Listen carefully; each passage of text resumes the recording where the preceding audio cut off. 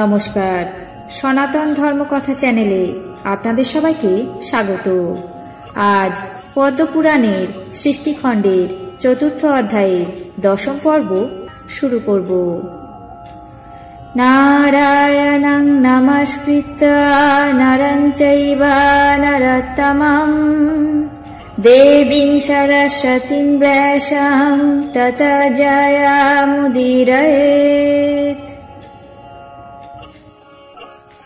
त्वं दृष्टा नारदः प्राह वक्कं वक्कवीदं वरः सहस्रशीर्षा पुरुषः सहस्राक्ष सहस्रपाद सर्वव्यापी भुवः स्पर्शद्धतिष्ठदशाङ्गुलं यद्भूतं यच्च वै भव्यं सर्वमेव भवञ्जतः तत विश्वमिदं तत्तभूतं भविष्यति त्वत्त्वजग्ग सर्वभूतः विशदज्जं वसुर्दिधा रीतस्तत हथ समानि तत्त एवाभिजगीरे तत्त्व जग्गस्त जायन्त तत्त स्वाचैव दन्तिनः गावस्तत्त्व सम्भूतस्ततः जातवया मृगः तन्मुखात् ब्रह्मणा जातस्ततः क्षत्रमजायते वैश्यस्तवोरुजः शूद्रस्तवपद्भं समुद्गातः अक्षः सूर्यः नीलः श्रोत्रश्चन्द्रमा मनसम्भव प्राणहन्तः सुशिराजात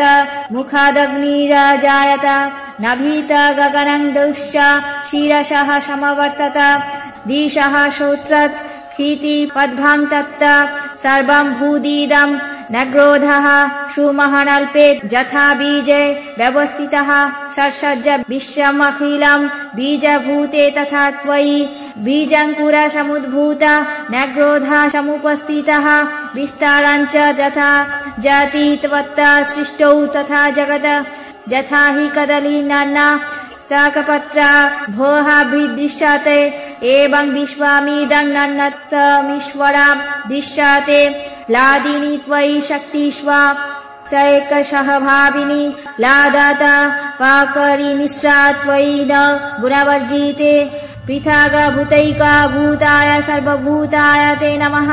व्यक्तं प्रधानं पुरुष विराट सम्राट तथा भवान् सर्वस्मिन् सर्वभूतस्थं सर्वं सर्वस्वरूपधृक् सर्वं तत्तः समुद्भूतं नमः सर्वात्मने ततः सर्वात्मकोऽसि सर्वेश सर्वभूतस्थिता जतः कथयामि ततः किं ते सर्वं वेत्सि हृदि स्थितं जो मे मनोरथ देव सफल स्वतया कृत तप्तं सुतप्तं सफलं यदृष्टः श्री जगतपते।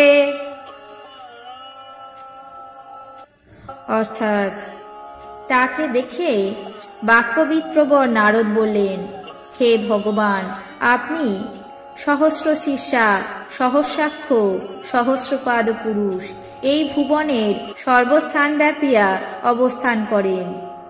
অবস্থিত হয়ে আপনি 10 আঙ্গুলের পরিমাণ অধিক।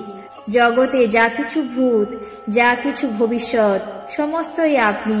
এই বিশ্ব আপনার থেকেই প্রথমে উৎপন্ন এবং আপনাতেই পরে অবস্থিত। সর্বভূত যোগ্য সদধিঘৃত দ্বিবিধ পশু নিখিল ঋক এবং সমুদয় সামমন্ত্র আপনা থেকেই উদ্ভূত। যা কিছু যোগ্য যাবতীয় অশ্ব গজ গো মৃগ পক্ষী সমস্তই আপনার থেকেই উৎপন্ন হয়েছে। আপনার মুখ থেকে ব্রাহ্মণগণ, বাহু থেকে ক্ষত্রিয়, উরু থেকে বৈশ্য এবং পাদদয় থেকে শূদ্র জাতির উৎপত্তি হয়েছে। আপনারই নেত্র থেকে সূর্য, সত্র হতে অনিল, মন থেকে চন্দ্রমা, আন্তরিক সুশির থেকে প্রাণ, মুখ থেকে অগ্নি, নাভি থেকে গগন, মস্তক থেকে আকাশ, সত্র থেকে দিকসমূহ, পাদদয় থেকে ক্ষিতি। এইরূপে সকলই আপনার থেকে উদ্ভূত। যেমন ক্ষুদ্র বীজে মহান নগ্রোধ বৃক্ষ বিরাজ করে, তেমনি আপনি বীজ স্বরূপে থেকে এই অখিল বিশ্বের সৃষ্টি বিস্তার করেছেন।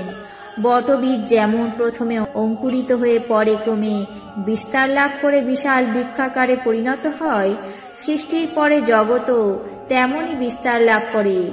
কদলী যেমন ত্বকপত্র থেকে পৃথক দেখা যায় না, তেমনি এই বিশ্ব তোমাতেই অবস্থিত, তাছাড়া অন্য কোনো রূপ দৃষ্ট হয় না।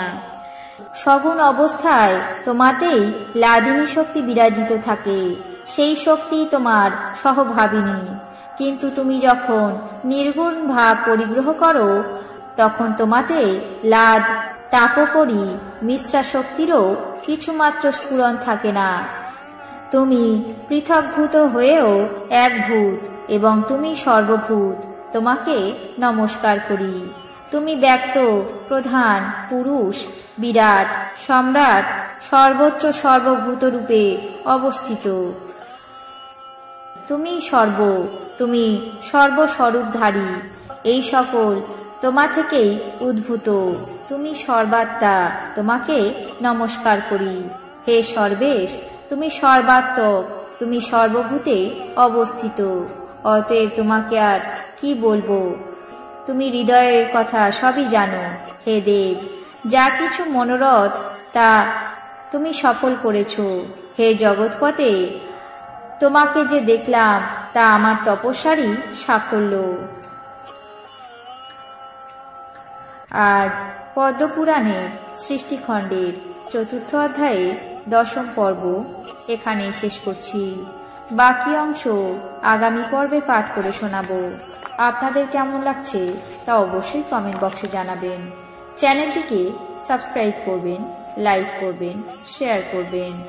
ধন্যবাদ।